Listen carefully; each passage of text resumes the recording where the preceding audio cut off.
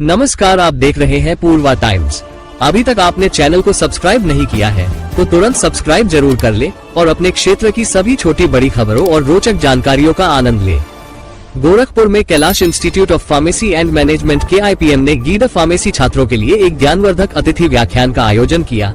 ये सत्र liver myths and facts विषय पर केंद्रित था और इसे लीवर ट्रांसप्लांट एवं गैस्ट्रोएंट्रोलॉजी विशेषज्ञ डॉक्टर विपिन पाल सिंह द्वारा प्रस्तुत किया गया। संस्था की प्रबंधक महोदया, प्रबंध निदेशक एवं फार्मेसी निदेशक ने पुष्पगुच्छ भेंट कर डॉक्टर विपिन पाल सिंह का स्वागत किया। इस कार्यक्रम में कई गणमान्य व्यक्तियों की उपस्थिति रही, जिनमें KIPM technical campus manager Shrimati Sunita Singh, प्रबंध निदेशक श्री विनोद सिंह, निदेशक HR डॉक्टर SP सिंह, निदेशक फार्मेसी डॉक्टर JN मिश्रा, विभागाध्यक्ष श्री DK विश्वकर्मा और रजिस्ट्रार डॉक्टर AK शुक्ला शामिल थे। प्रमुख संकाय सदस्यों और विशिष्ट अतिथियों में डॉक्टर AP सिंह, अमरेंद्र सिंह, वजाहत उल्लाह खान, ट्रेनिंग और प्लेसमेंट इंचार्ज श्री रत्नाकर सिंह और श्री आशुतोष कुशवाहा उपस्थित रहे। कार्यक्रम का संचालन श्री सौरभ मिश्रा एवं श्री दुर्गेश शर्मा ने किया। अपने व्याख्यान के दौरान डॉक्टर विपिन पाल सिंह ने लीवर से जुड़ी आम गलतफहमियों को दूर किया और लीवर को स्वस्थ बनाए रखने के महत्वपूर्ण तरीकों पर प्रकाश डाला। उन्होंने स्वस्थ जीवन शैली के महत्व और लीवर रोगों के आधुनिक उपचारों पर चर्चा की। यह एक इंटरैक्टिव सत्र था, जिसमें छात्रों और संकाय सदस्यों को प्रश्न पूछने और अपने संदेह स्पष्ट करने का अवसर मिला। कार्यक्रम के समापन पर संस्था के अध्यक्ष इंजीनियर RD सिंह ने डॉक्टर विपिन पाल सिंह का पुष्पगुच्छ, अणुवस्त्र और स्मृति चिन्ह भेंट कर सम्मान किया।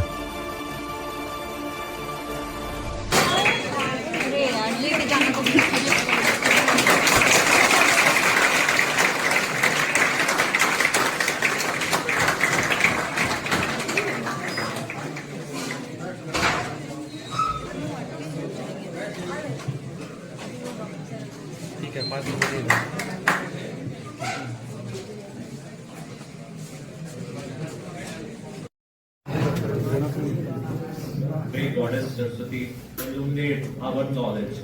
Now I request our manager ma'am, MD sir and director pharmacy to please present bouquet as a token of gratitude. Thank you for a kind introduction. I am Dr. Vipin, consultant in the liver transplant at GS surgery at Anas Hospital, New Delhi. So greetings from the Anas Hospital. So my topic for today's discussion is the liver myths and facts. So before going to the liver, I want to discuss few more things. So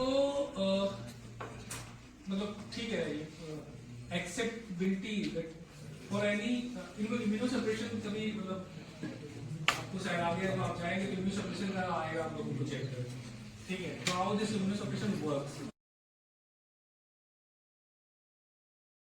होता है, उसके stages होते हैं 1, 2, 3, 4, 5। उसके बाद में liver fibrosis होती है। लीवर फाइब्रोसिस होने के बाद में सिरोसिस होती है। सिरोसिस होने के बाद भी लीवर आपकी शरीर के फंक्शन को सपोर्ट करता है, लेकिन एक स्टेज आने पर वो लीवर आपके शरीर की डेली फंक्शनिंग एक्टिविटीज को भी सपोर्ट नहीं कर पाता है। तब वहां से डिकम्पनसेशन शुरू होता है। डिकम्पनसेशन, अगर आपको पीलिया हो रहा है, पेट में पानी होना शुरू हो गया, खून की उल्टी हुई है, गफलत की हालत होती है, तो फिर आपको डेफिनेटली ट्रांसप्लांट की जरूरत है। बिना ट्रांसप्लांट के आगे की लाइफ मुश्किल हो जाएगी। Thank you sir. इसी के साथ जानना चाहते हैं सर कि लीवर फेलियर और लीवर सिरोसिस में क्या अंतर है? लीवर सिरोसिस, जैसे मैंने अभी जस्ट एक्सप्लेन किया कि लीवर सिरोसिस होना, दिस इज नेक्स्ट कि लीवर सिरोसिस के बाद में जो आपके हिपेटोसाइट्स, जो फंक्शनिंग लीवर है, वो एक तरह से स्कार से एक्सचेंज हो जाता है। स्कार आपके नॉर्मल लीवर का काम नहीं करता है। मतलब जैसे आपको कहीं चोट लगती है तो वो जो चोट भरती है उस वहां पे नॉर्मल स्किन नहीं होती है, वहां पे स्कार बन जाता है। वहां पे आपका बाल नहीं, मतलब वहां पे हेयर्स नहीं होते हैं, वहां पे जो हमारे स्वेट ग्लैंड्स होते हैं, सब चीजें नहीं होती। That is just a curtain, that is same for the liver, ठीक है? तो एक बार लीवर सिरोसिस हो गई तो भी, जैसे मैंने बताया कि अगर हमारे ट्रेन नंबर की 15-20%, 25% फंक्शनिंग बची हुई है, आपकी डेली रूटीन एक्टिविटीज चल रही हैं, आपको ऐसे कोई प्रॉब्लम नहीं है। बट फेलियर होने का मतलब ये है कि अब वो उस स्टेज में पहुंच गया है जहां से आपको पीलिया होना शुरू हो गया, पानी होना, पेट में पानी होना शुरू हो गया, खून की उल्टी हो रही है या गफलत की हालत शुरू हो गई। This is liver failure. Sir, आजकल शुगर की बीमारी 80% लोगों को देखने को आ रही है, तो क्या शुगर की बीमारी में लीवर खराब होने के ज्यादा चांसेस होते हैं? ऐसा सुनने में आ रहा है कि अक्सर डेफिनेटली अगर हम बात करते हैं, now this is that one term is metabolic syndrome. तो मेटाबॉलिक सिंड्रोम में sugar plus dyslipidemia, fatty liver, ये सब सारी चीजें मिला करके, पहले होता था कि पहले ये चीज होती थी कि शुगर एक अलग बीमारी, ऐसा नहीं है। जी, तो शुगर, आपका फैटी लीवर, आपको डिसलिपिडीमिया, ये सब सारी चीजें एक ही डिजीज के स्पेक्ट्रम है।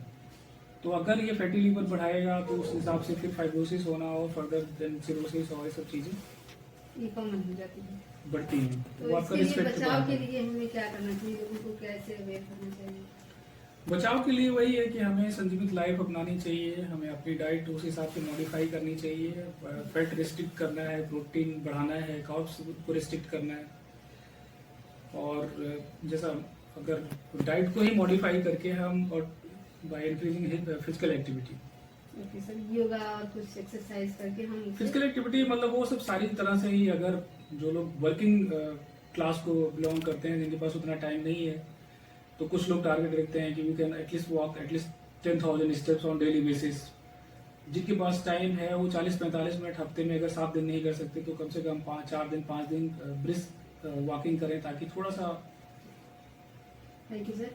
ये कहना चाहेंगे सर कि अगर किसी को लीवर से संबंधित परेशानी है तो उन्हें किस प्रकार से अपनी डाइट को लेना चाहिए और प्रिकॉशन क्या लेना चाहिए? अक्सर होता है कि लोगों को पता होता, जांच हो गया, टेस्ट हो गया, पता भी चल गया, लेकिन उसे फॉलो नहीं कर पाते हैं।